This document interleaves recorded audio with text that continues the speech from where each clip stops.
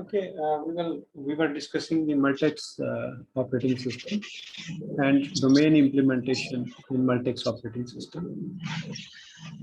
तो Multex के अंदर जो है, there are number of domains, there are n domains, and every domain is known as a ring. And the lowest ring or the innermost ring, it has most privileges as compared to the outer rings. So we can say the outer rings जो हैं, they are the subset of the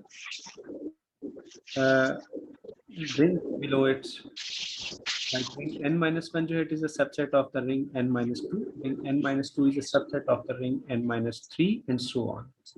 Finally, ring 1 will be the subset of ring 0. Now, domain switching जो है वो multex के अंदर कैसे होती है? अब multex के अंदर क्या कैसे वर्क होता है कि multex के अंदर भी जो है फाइल्स यूज होती हैं डोमेन्स के साथ। जो हमने यूनिक्स में बात की कि एवरी यूजर जो है it is associated with a file. User जो है वो एक पर्टिकुलर फाइल से बिलोंग करते हैं और वो फाइल जो है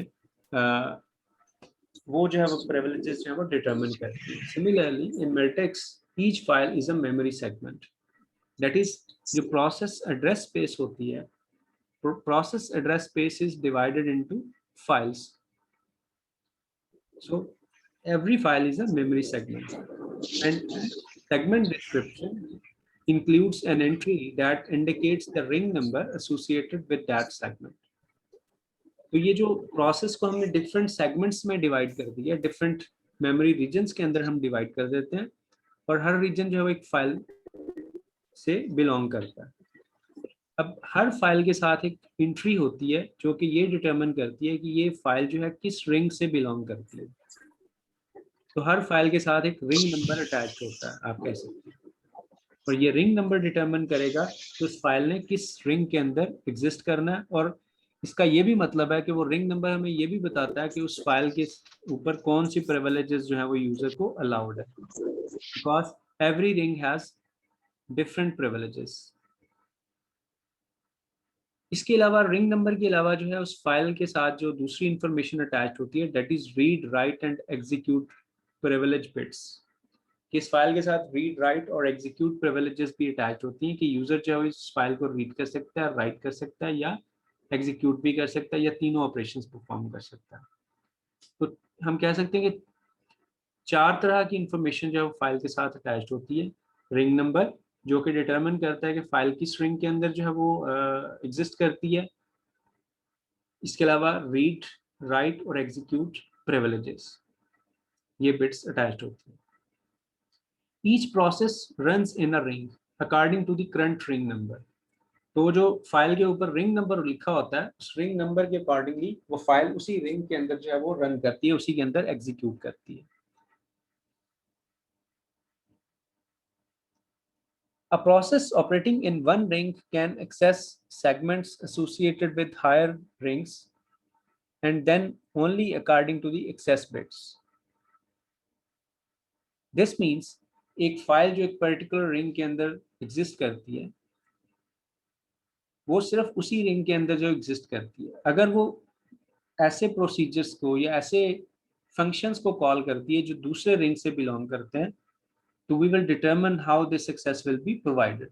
और ये एक्सेस जो है it will be provided according to the access bits. अब ये एक्सेस कैसे प्रोवाइड करते हैं?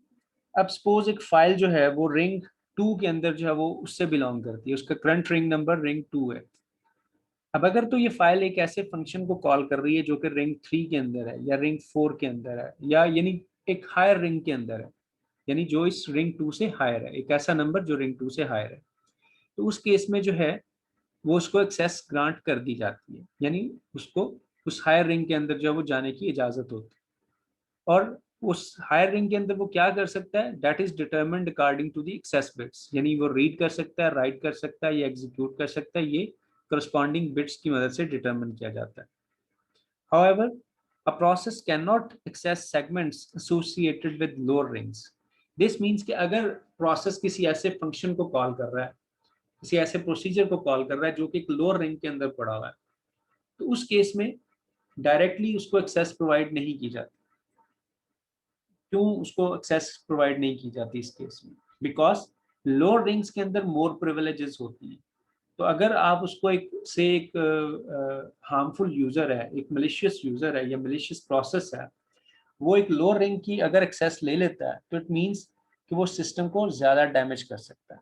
तो इसलिए जो है प्रोसेसेस जो है they can not access segments associated with lower rings. Now domain switching जो है, how it is accomplished. Domain switching is achieved by a process in one ring calling upon a process operating in a lower ring.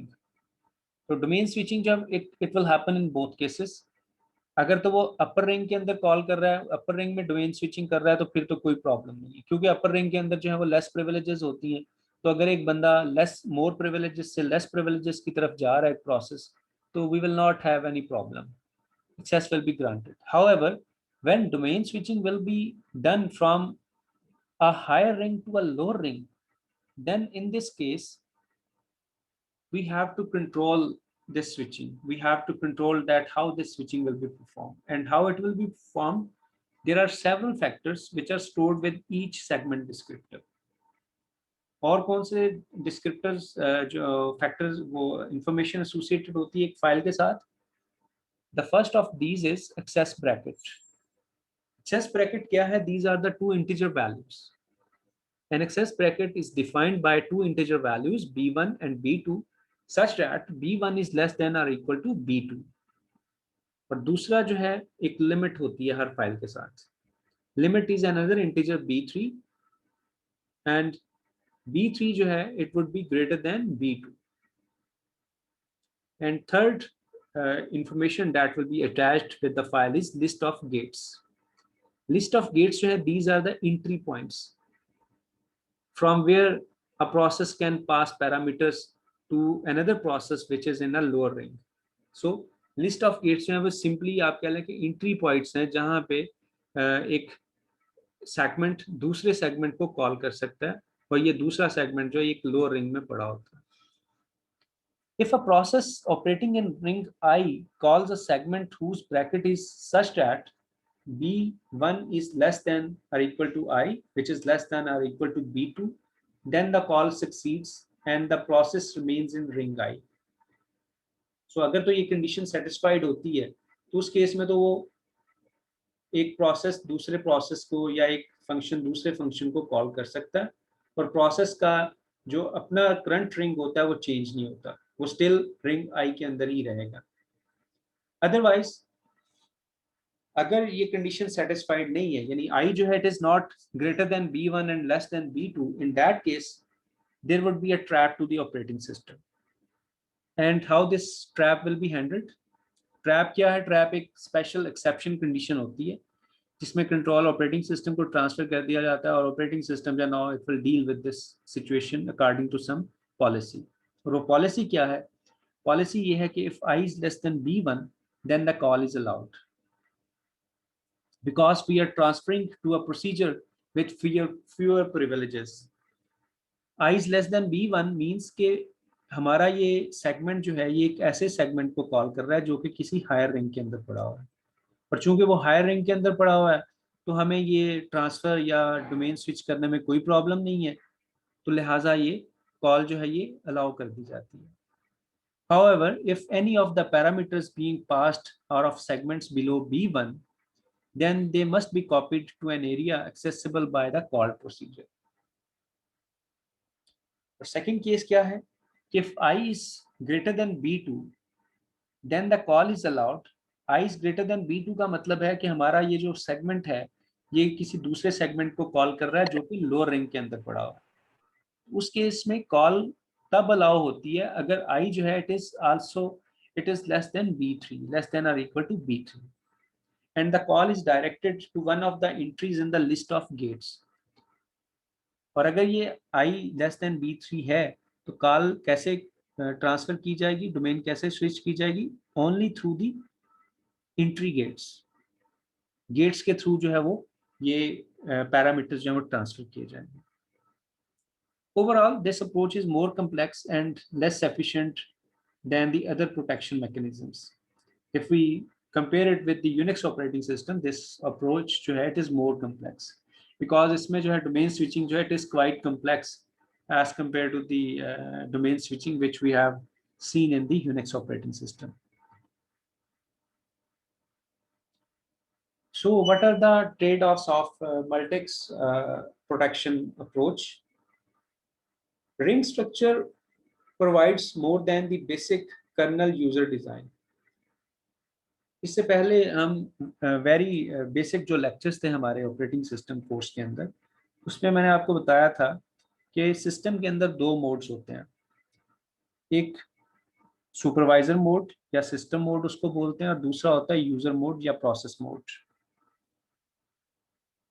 और जब भी एक process जो है, normally processes जो होते हैं वो यूजर मोड के अंदर रन करते हैं। यूजर मोड के अंदर क्या होता है कि प्रिविलेजेस जो है वो सर्टन इंस्ट्रक्शंस जो होती हैं वो प्रोसेस एग्जीक्यूट नहीं कर सकता। जो प्रिविलेज्ड इंस्ट्रक्शंस होती हैं उसको एग्जीक्यूट करने के लिए उसको ऑपरेटिंग सिस्टम की मदद चाहिए होती है। और वो ऑपरेटिंग सिस्टम की मदद कैसे लेता है? वो एक सिस्टम कॉल के थ्रू लेता है। यानी प्रोसेस जो है वो एक सिस्टम कॉल जनरेट करता है। जब सिस्टम कॉल जनरेट होती है तो कंट्रोल जो है वो ऑपरेटिंग सिस्टम को ट्रांसफर कर दिया जाता है, और मोड जो है वो यूजर मोड से कर्नल मोड या सुपरवाइजर मोड में शिफ्ट कर दिया जाता है। और कर्नल मोड के अंदर फिर ऑपरेटिंग सिस्टम उस प्रिविलेज्ड इंस्ट्रक्शन को एग्जीक्यूट करता है, और एग्जीक्यूट करने के बाद जो रिजल्ट्स होते हैं वो वापस यूजर प्रोसेस को यूजर मोड के अंदर सेंड करता है। और जब ये वापस सेंड करता है तो दोबारा से मोड बिट जो है वो चेंज हो जाती है, वो कर्नल से दोबारा से यूजर मोड के अंदर सिस्टम आ जाता है।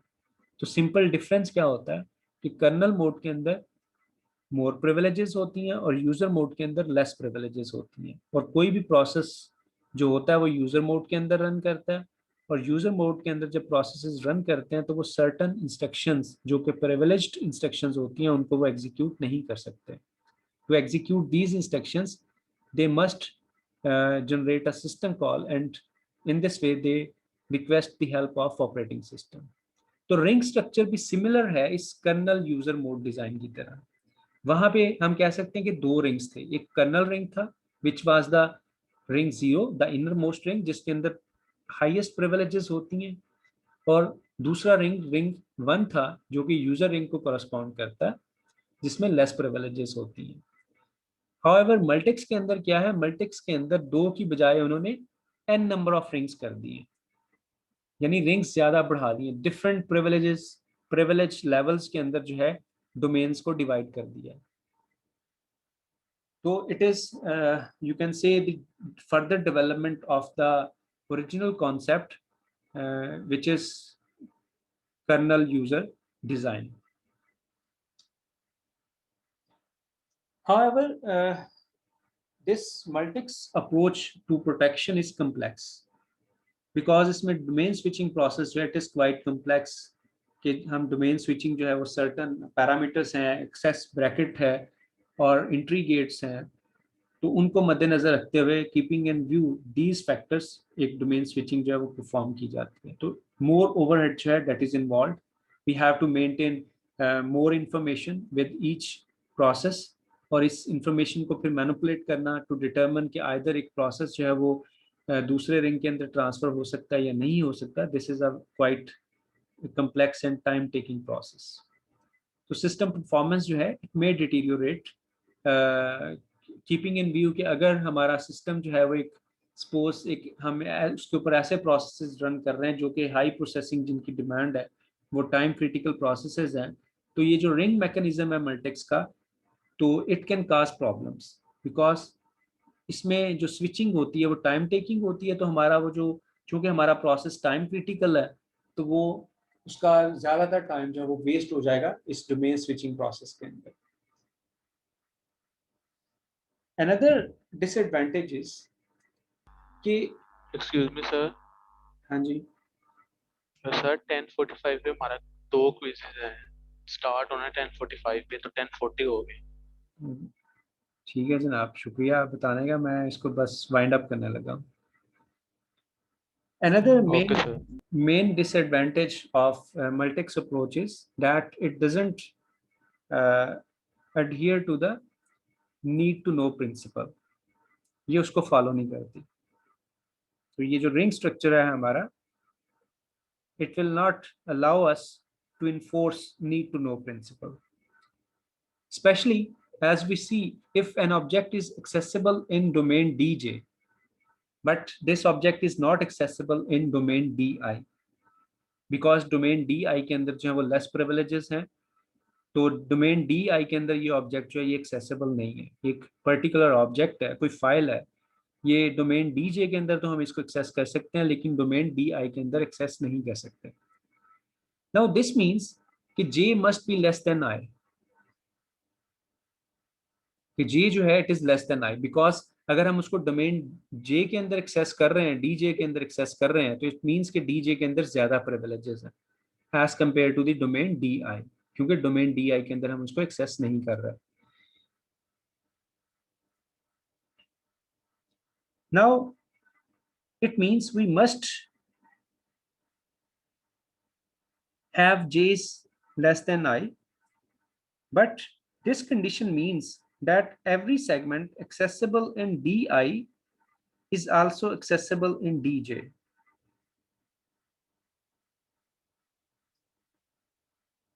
Now it violates the need to know principle, this condition, because every object that is accessible in di, it is also accessible in dj, because dj के अंदर ज्यादा privileges हैं. तो डी आई के तमाम ऑब्जेक्ट्स जो हैं they are accessible in DJ. तो नीड टू नो प्रिंसिपल तो कहता है कि नहीं, आप as per requirement, as per need जो है आप ऑब्जेक्ट एक्सेस जो है वो एलोकेट करें, उसको ग्रांट करें. लेकिन अगर आप तमाम की तमाम डीजे के अंदर बैक वक्त कर रहे हैं तो it violates the need to know principal.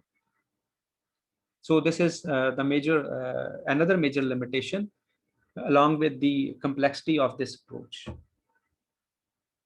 Okay, any question up to this point?